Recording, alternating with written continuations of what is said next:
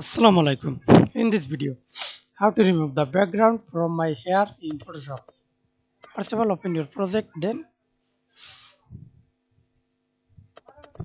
right click on your mouse, click quick selection tool plus the size 50%, then click and drag it.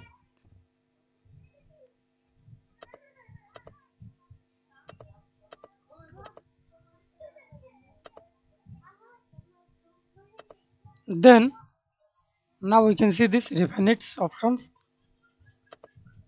for yellow, then click and drag it.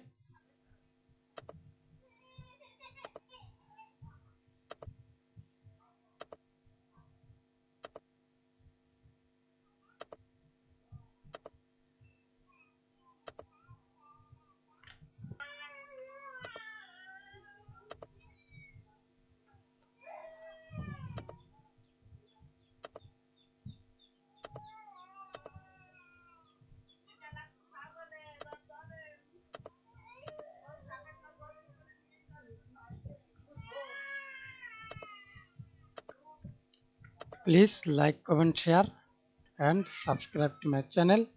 Thanks for watching.